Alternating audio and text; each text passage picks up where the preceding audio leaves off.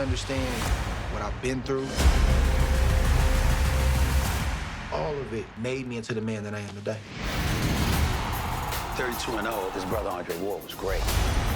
I'm going to do things my way. I wanted to have a body of work, not just in the ring, but as a man. Only thing you ain't done in boxing is lose.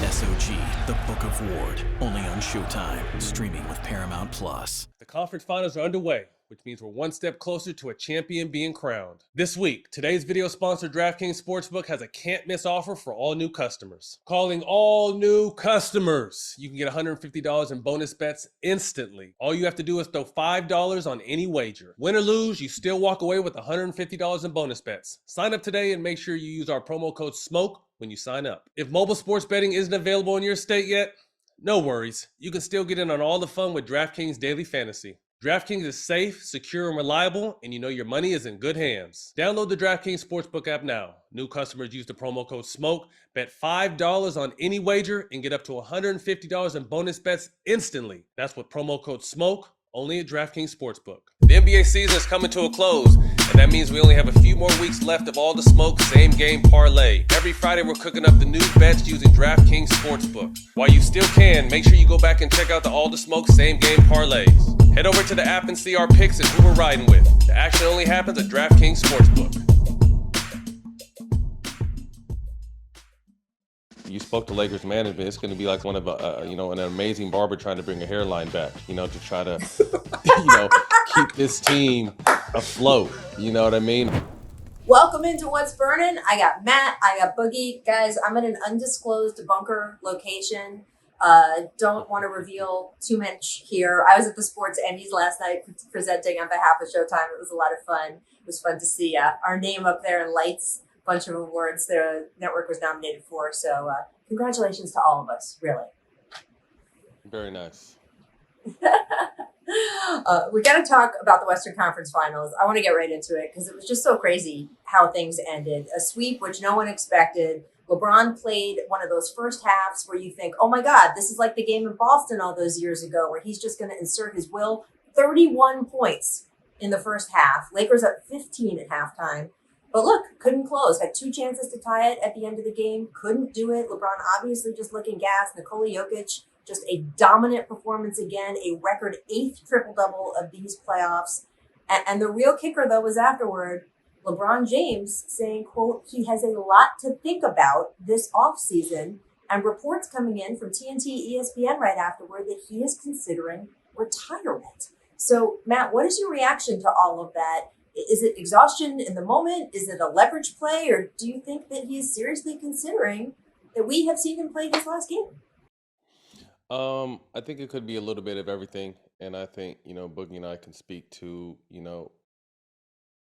being in the moment post game and just so many things running through your head and just kind of being open and vulnerable. I think LeBron realizes that he is getting older. And I think for the first time, we got a chance to see that as spectators and as fans of his. And it probably is a real consideration. But I highly doubt that we've seen the last of LeBron James this season.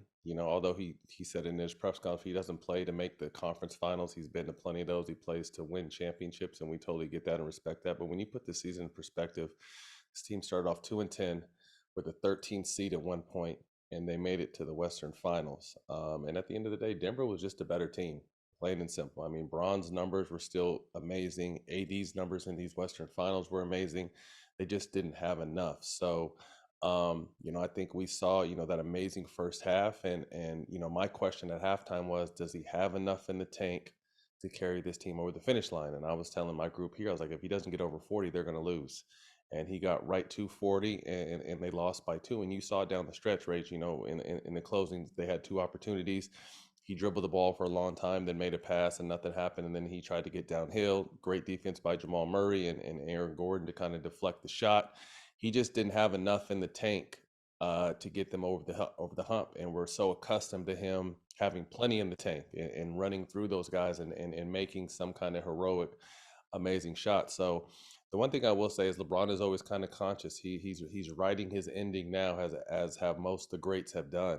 And for him to have a 40, 10, and 9 and a closeout game, putting his team on his back was incredible. But to answer your original question, I don't see this being the end of LeBron, but he's definitely understanding his body and where he's at right now.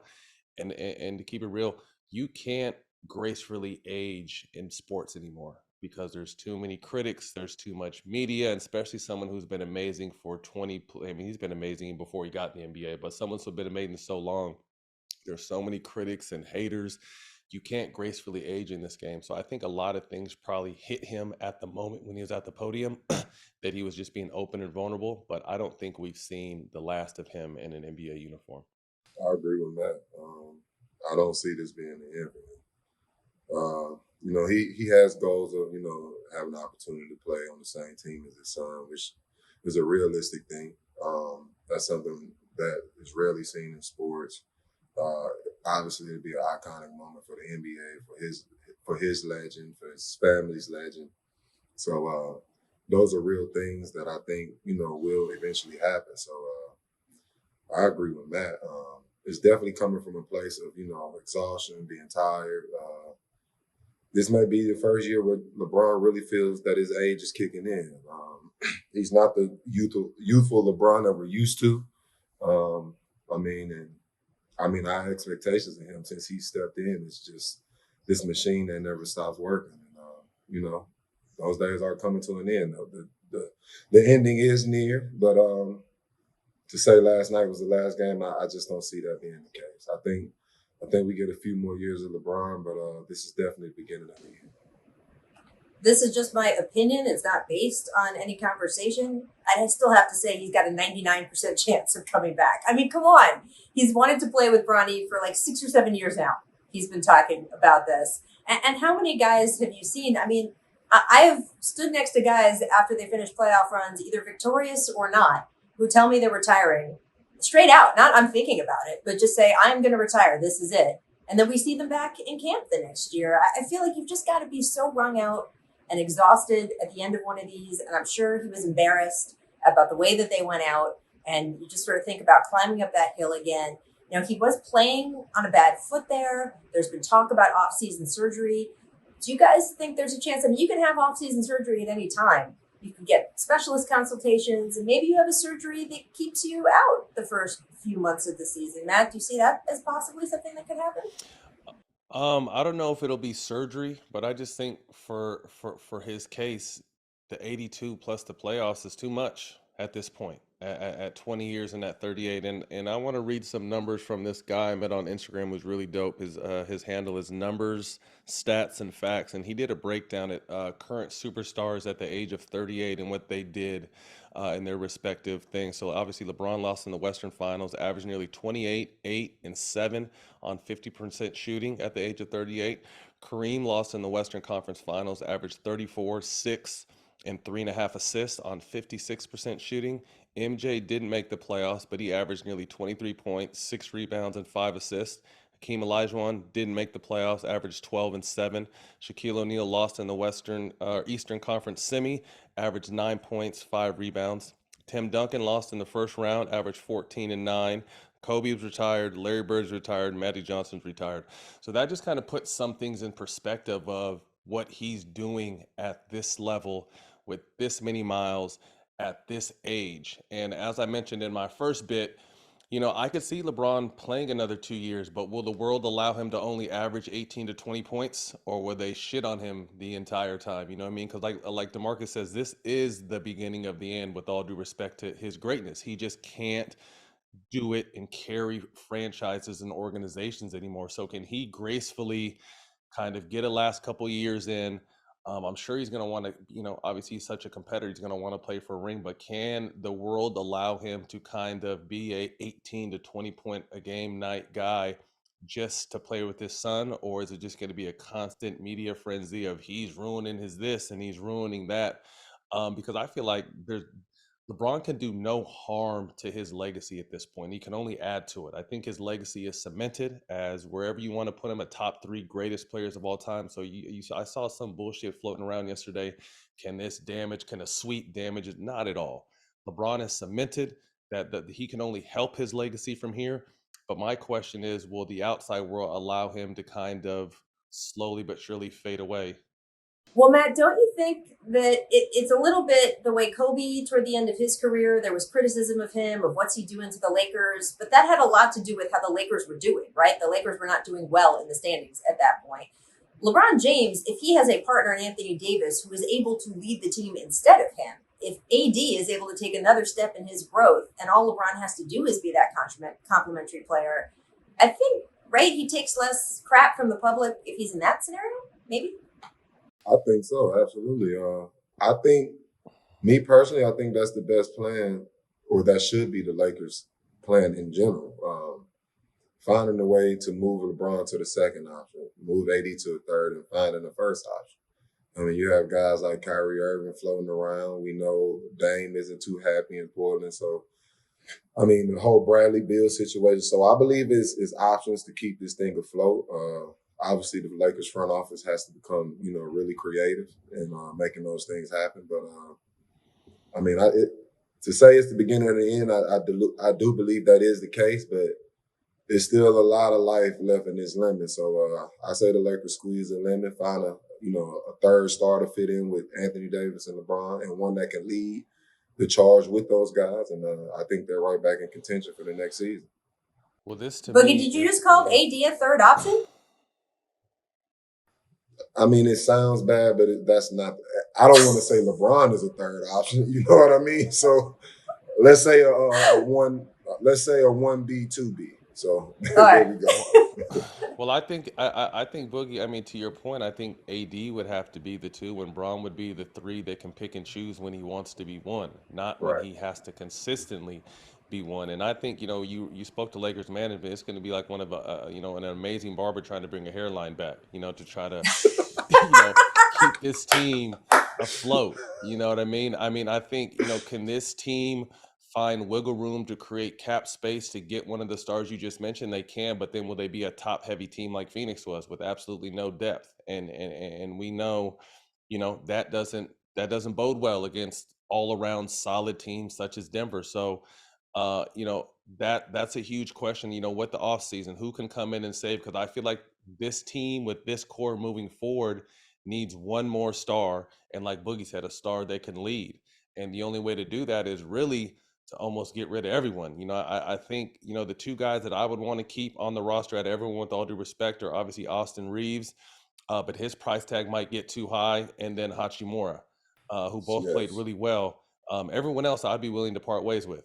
Absolutely everyone else I'd be willing to part ways with. But, you look at Austin Reeves, he averaged nearly 17 points in the playoffs, and he's on record earlier in the season saying he's going to follow the money, and someone's going to give him somewhere between 60 and 80 million, and I doubt it won't be the Lakers. You know what I mean? So how do you create space to get another star without being a completely top heavy team is going to be the Lakers offseason mission, because as much as we love AD, he's shown that either through injury or just inconsistent play, he just hasn't been a 1 yet. He has one talent through the roof on both ends of the floor, but he hasn't shown for an entire season that he can, hey, y'all jump on my back, because I think that's what Braun's been waiting for the entire time, is being able to jump on AD's back and being able to pick and choose his spots. And unfortunately, that hasn't happened yet. So if that's the growth in the summer that they get, or if it's a way to manage this roster to possibly be able to get one star, to me, that's the only way this Laker team is going to sniff the playoffs moving forward. Well, Boogie, you mentioned Kyrie. He was courtside again last night. I mean, it's pretty amazing. If you look at the number of games played, though, Kyrie, Anthony Davis, and LeBron in the last 3 seasons, none of them have topped 65 games. So in addition to having what would be a very top-heavy team, Matt, as you say, it would be a team that might not even have those 3 stars all the time. Boogie, would you go after Kyrie, or is there someone else there that you would go harder after? I mean, obviously Kyrie is a top talent, and you'll be foolish not to go after him. But just knowing the history between him and LeBron and what they've done, in their time together. I mean, like I said, it would just be foolish not to even consider that. Yeah. I think the perfect option would be a Damian Lillard, but that would be just as difficult to make happen for the Lakers and the cap situation, the roster situation.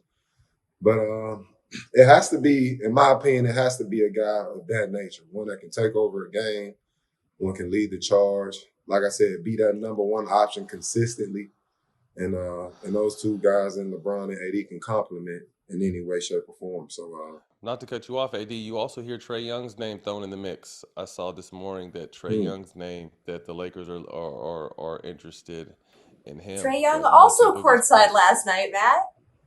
Yep. Yep. I mean, guys could just be showing up to say, hey, I want to be here.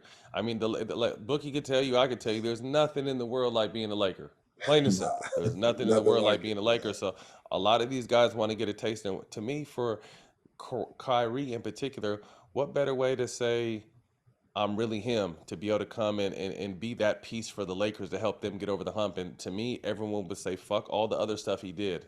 Fuck the trouble you caused in Cleveland. Fuck the trouble you caused in Boston. Fuck the train wreck you caused in Brooklyn. If you come to the Lakers and help this core get over the hump, all that stuff is forgotten. And he's back on top of the world where he should be. So, again, are they going to be able to get a superstar without completely dismantling their depth and being a very top-heavy, like one of those guys in the gym that never lifts his legs and he's just all up here with it? You know what I mean? Are they going to be one of those guys, or is there a way to maneuver? So it's going to be interesting. I love it. I mean, this feels like there's like a hot girl, and all the boys in the neighborhood show up at her mom's house and be on the porch to see if she'll come out. Like, Trae Young, Kyrie, they're all there. They're all on the porch.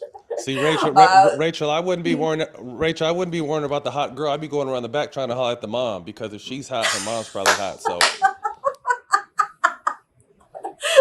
I don't know if that becomes Darvin Ham in this analogy, so we're just going to stop there. We're going to end there. Yo. I want to talk about the Nuggets as well. We're talking a lot about the Lakers first because they're done after today. We're not going to talk about them anymore, but we'll talk about the Nuggets for the next few weeks. But we got to just give them props, Denver, the way they showed out in this series. And Matt, you went into this whole postseason saying you thought that the Nuggets and Nikola Jokic had a lot to prove. They had to show you. What did they show you? What did you learn about them in this conference finals? That they're the best team in basketball. And I think that they've shown a lot of people that. And I think they've been probably the one most disrespectful teams in the game. And at times, not that I've disrespected, I just, like I said, I needed to see it. And I think they've been able to show the world not only that do they have two stars, but they have a great coach in Mike Malone, who I think was one of Boogie's favorite coaches. And then their role players, they have depth at role players, from Bruce Brown to Porter Jr. to Aaron Goodwin to Caldwell Pope. Guys come in and play their role to a T. So I gave them, like I didn't count them out. I just said I needed to see it. And they've shown me everything that and more, that Jokic is one of the best players in the world and will be one of the greatest players of all time. And that Jamal Murray is a motherfucking killer. And in the Western Conference that's loaded, the Western Conference is loaded with Steph, Dame, Ja, Book. Where do you put Jamal Murray in that mix? Because he's done it not only in the regular season now, but now he's doing it in the postseason, and it has really helped lead his team. It's not like this is just a Jokic show. This is a Jamal Murray show too. He averaged over 30 points in these conference finals. So where does Jamal Murray rank in the hierarchy of guards in the Western Conference? So this team is for real. This team has depth. This team has size. And I see them winning their first championship this year, no matter who they play. I agree. But I feel like the media has kind of disrespected this team a bit this year. And I think it's more so from a standpoint as we have not seen it before. And right. They've come out this entire playoffs and they've shut us all up. They've showed that they're the best team in the league right now. They have the best player in the league right now, Nikola Jokic. A great Robin, or you could really say Batman and Batman, but and Jamal Murray. But this team has proved their worth. They proved that they're serious, and the way things are going right now, we may see this team dominate for a few years to come. So we got to see how the story unfolds. My question too to both you guys: when was the last time you seen a pair be able to be great at the same time without stepping on each other's toes? These guys are both great in their lanes at the same time, which you always want from your superstar. Yes. And there's no grife, there's no beef, there's no stepping on toes, there's no I want the light, you want the light. Like these dudes are playing their best basketball together, and it's a betterment for the team. And that's rare because you can look back at great duos like Shaq and Kobe, and we know there was a rift there. We found out that Scottie Pippen doesn't like Mike. No, you know, what I mean? There's always been rifts between great duos, and these guys are both playing their best basketball together, and it's for the betterment of the team, and there's no egos involved, which is special. Well, it's a continuity too, right? I think that yeah, but I think that also complements their MVP. I had the opportunity to be his teammate. I see how the guy carries himself, his demeanor, he comes in, he does his job. He's not caught up in the spotlight, the fame, any of those things. He's super chill guy. His favorite things to do are to go chill on his farm with his horses. Like he's not a big time camera guy. None of those things. So when you have an MVP with those type of characteristics, I mean, it's hard to ever have a grudge or any type of beef with a teammate. He's strictly about doing his job and winning games. And, the rest of the team follows. So kudos to him. They've been together for a long time. I think that counts. I mean, we see these teams getting made and unmade and remade. We're already talking about whether the Lakers' next moves, and Phoenix reshuffled their whole deck. And these two guys have been playing together, and you see it, and it's made a difference. And Matt, you talk about Jamal Murray and where he is in the hierarchy. It's funny, I spent a lot of this week with the Nuggets, and I was asking a lot about Jamal, and Michael Malone told the story of how the day after Jamal tore his ACL, he's in tears, he's on the bus the next day, and he knows he's going to have surgery. He's going to be out for, it turned out to be an entire season. And he asked Malone, he said, "Are you guys going to trade me?"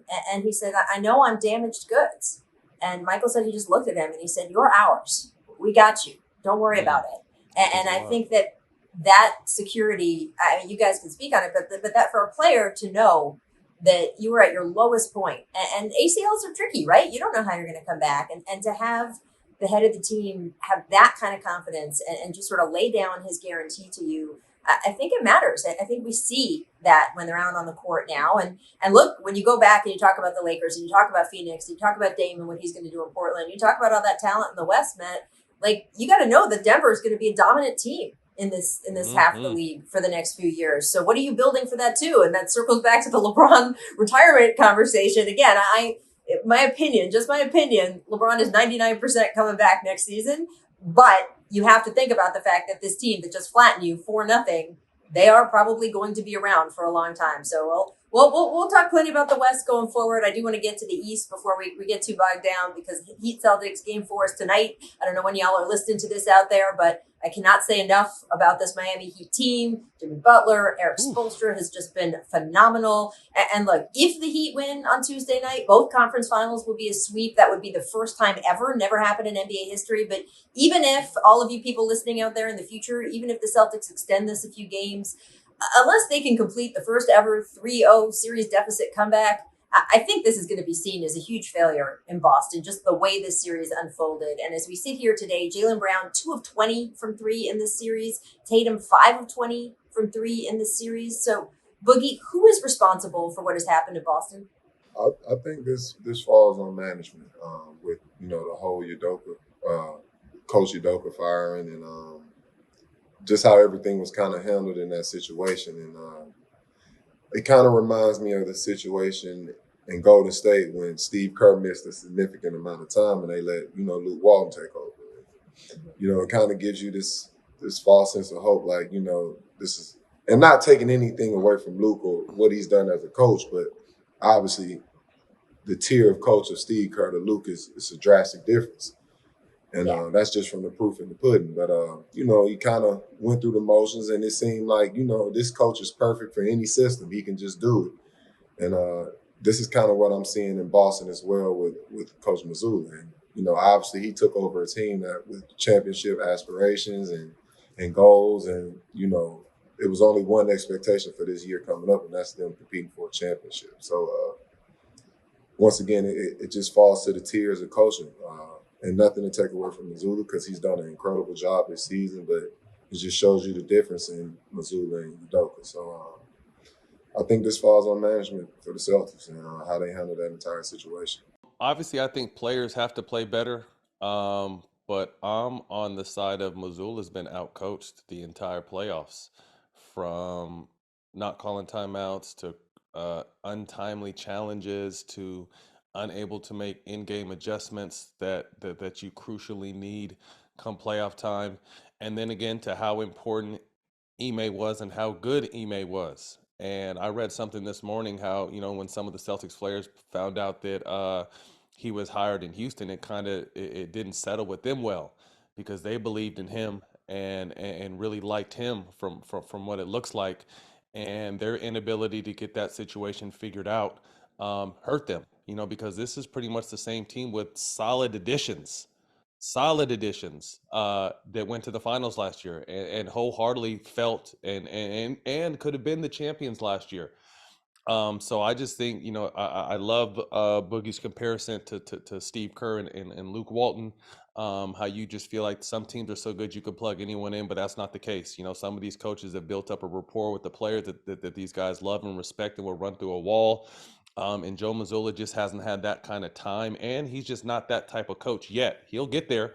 He's just not there yet, but he's been outcoached the entire playoffs, and it's really shining now, along with guys not playing well. But when you're going up against someone like Spo, and I look at this Miami Heat team, and it reminds me of not the personnel, because people are going to flip out, but they remind me of San Antonio from a standpoint of, that they're not going to beat themselves. They're going to consistently play their style of basketball the entire time on offense and defense, and they won't beat themselves. Boston has beat themselves, and that's inconsistency, and to me that starts at the top with coaching. So like you said, Rachel, whether Boston's able to slide a game or two, I highly doubt that they're going to be able to come back from this deficit. And it really it's a hats off, because if we think about this, Miami lost their first play-in game.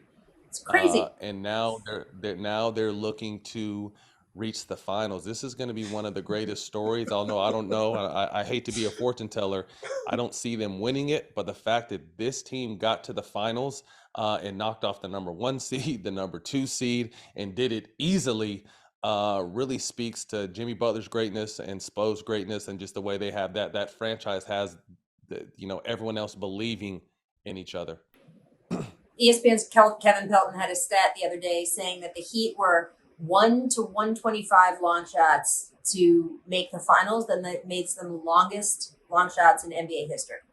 So that has just never happened before, which is crazy. We've obviously seen a number 8 seed in the finals once before, but even that Knicks team was considered to be more likely a candidate than this Heat team. It's crazy. I would say this about Mazzulla. I think he has the potential to develop into a very good coach. I started my career down in Miami. That was where I got my first job out of college. I knew Eric Spoelstra when he was a video assistant. Eric Spoelstra was not always Eric Spoelstra, right? He had to grow and learn and sort of, get into the job.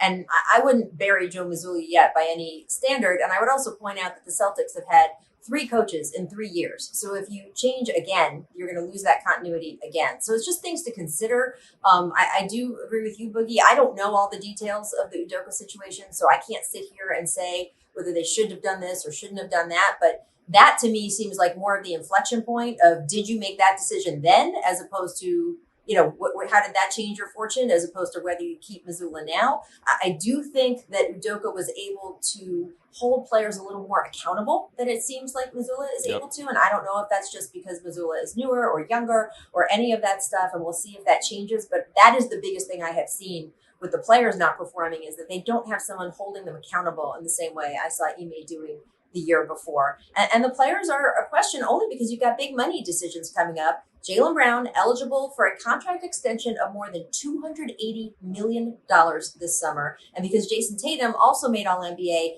he's guaranteed that same kind of extension the following summer. So you're talking about signing these 2 guys to nearly $600 million in contracts over the next year and a half. If you were the Celtics, are you making that investment, Matt? Do you think these are the 2 guys to get you there? You are willing to put $600 million on the table after what you've seen? Yes, absolutely. Absolutely. Because you got to think, it takes a duo to win. And these guys are both in their mid-20s. You're not going to find a better duo.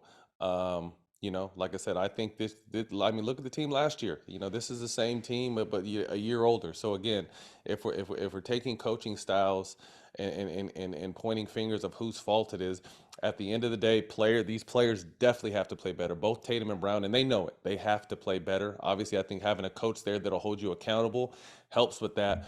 But as far as breaking this duo up, the media and people have been trying to break this duo up for like the last 4 years, which is insane because these guys are young and both very, very talented. And I feel like this is still a championship roster.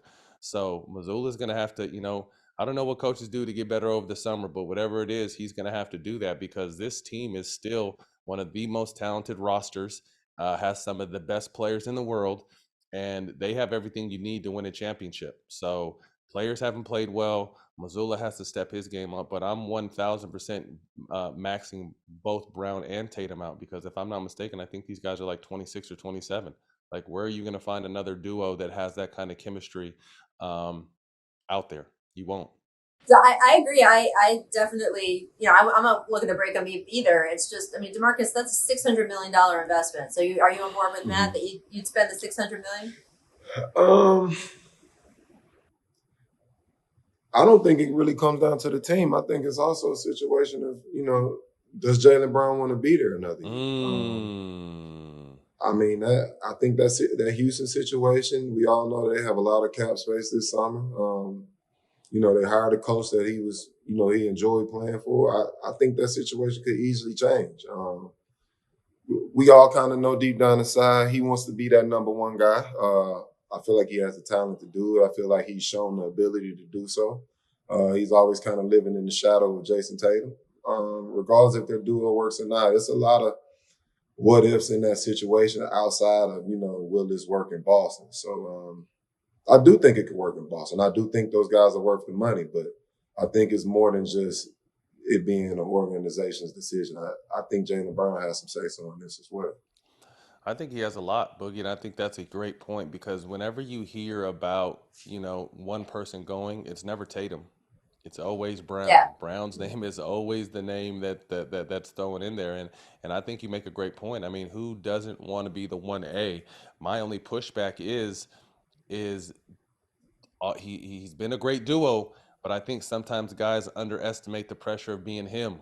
You know what I mean? Like, can he, what kind of, if Jaylen Brown is your number one superstar, can he carry a team? And I think that is going to be a huge question moving forward because there's no question he has that kind of talent. But when you're actually him, when you are the number one guy, which, obviously Tatum in Boston is, if Jaylen Brown goes to an organization where he's number one, can he carry an organization like that? So I think obviously that's a big question. But Boogie, you made a great point. I mean, I think more than anybody, it's up to Jaylen Brown whether he wants to return because he is always the one with the most talent that they're dangling in front of everyone when it comes to if someone's moving, it's going to be him. Yep. And players remember that stuff. I know y'all do. So. And it's a similar situation. No? It's a similar situation with that. That's how we ended up finding out who James Harden is. That's how he became the legend he is. It was a similar situation. When James had to leave OKC, it was the same questions. Can he carry a team? Can he be that superstar? Can he be that number one option? And we saw what he turned into. So Jaylen Brown is doing it with so-called being the second option. So just imagine what he could do with a team being his own. So I think it's a real possibility. Well, one of the many, many things we will watch this offseason, although Celtics not quite there yet as we tape this. I want to get to our legendary moments presented by Top Shot. We just had one of the more exciting draft lottery nights in recent memory. And this week on NBA Top Shot, Rookie Revelation is dropping the first set of legendary rookie collectibles in Top Shot history. Paolo's in there, Jamari Smith Jr., Keegan Murray, Jaden Ivey, Jalen Williams, Walker Kessler, and many other members of the 2022 draft class. You can join the pack drop on TopShot.com this week, and any pack you buy on there before May 31st will enter you to win an all-expenses-paid trip to the 2023 NBA draft. So that's exciting. Guys, I want you to answer this one. DeMarcus, which rookie from this year's class do you think has the brightest future? If you could only collect one of these moments, who would you collect? Who would you bank on? I'm going to go with my sack guy, Keegan. I think he played a huge role with this team. First time playoff team in the past 20 years or whatever the case may be. He started. He guarded some of the best players every night. He fit in seamlessly.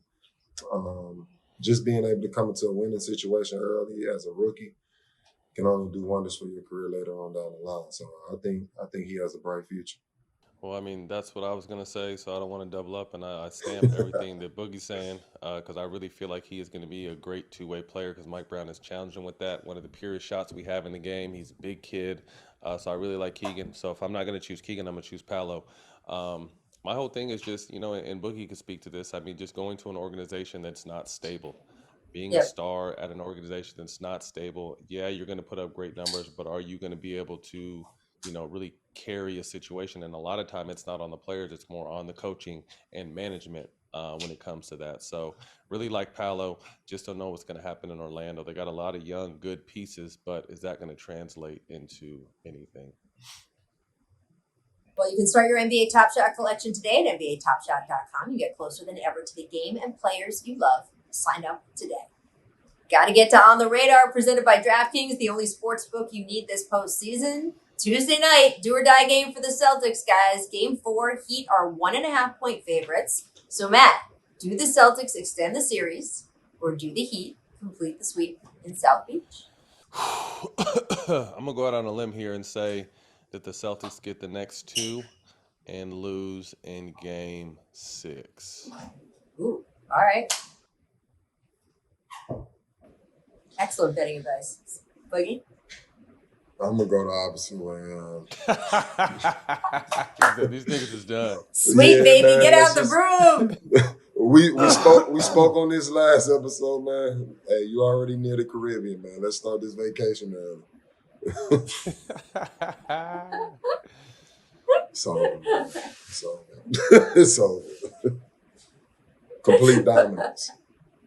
Boogie's like, I'm in Puerto Rico. Come join me. Come hang. The sun is great out here. You're killing it. You are looking a little bit more cinnamon out there. You see me, bro? Glowing. Glowing. You look good off the court. You look good on the court. 25 points, 15 boards, Matt. This guy scored in the big win the other night. I mean, he's cooking up there.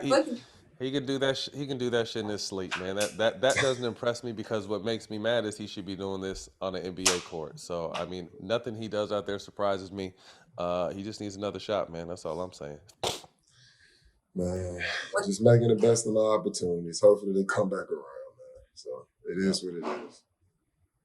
Are you sampling the Puerto Rican culture down there? You get any good restaurant time? What? Yeah, I mean some good spots.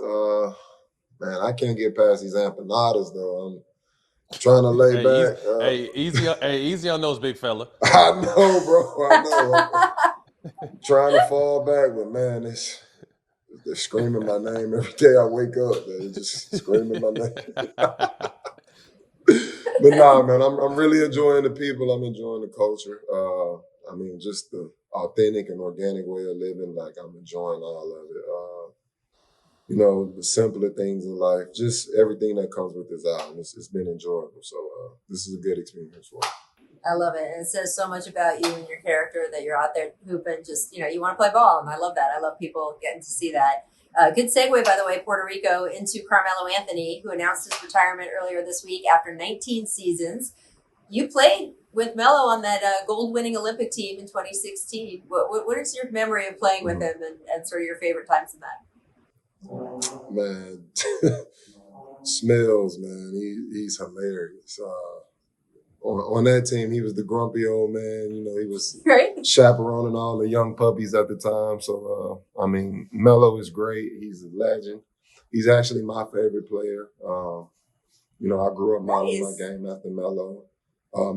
My oldest son, middle name is Carmelo. To go even further into how big of a fan I am of Melo. But, I mean, he's a god. His legend speaks for itself. Everything he's done, from Denver to New York to wherever he's been, definitely an icon in his game. He carried it gracefully.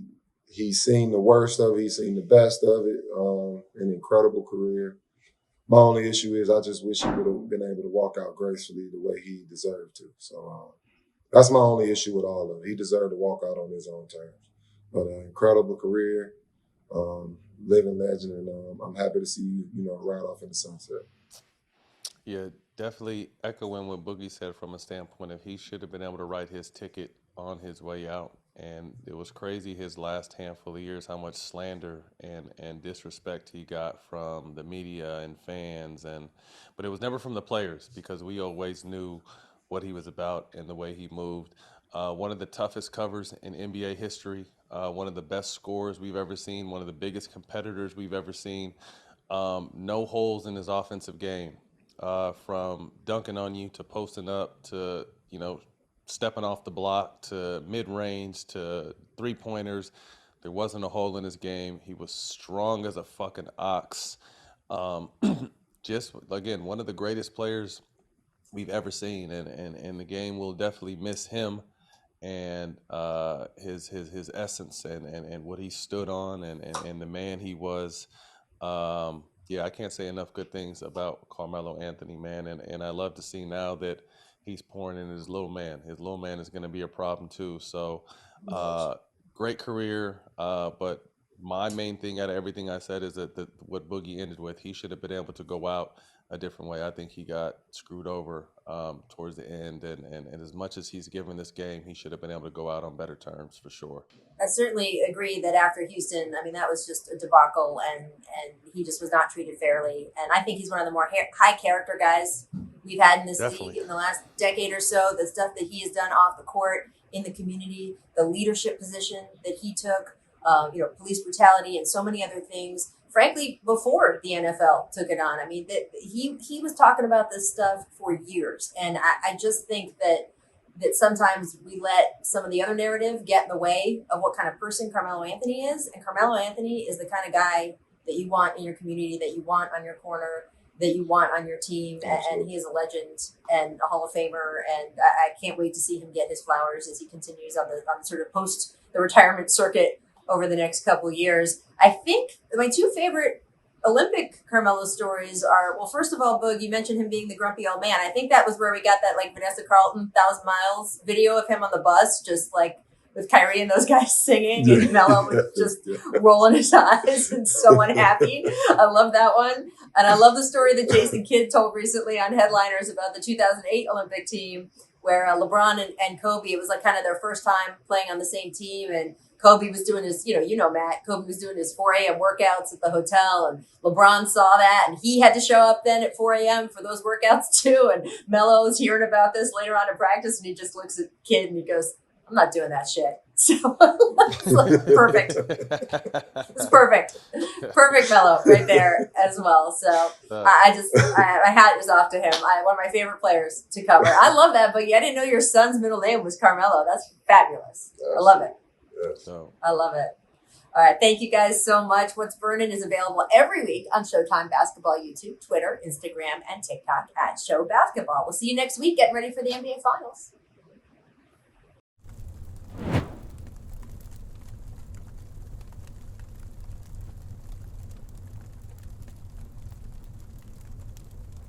It's finally here. Took you long enough? The moment you've been waiting for.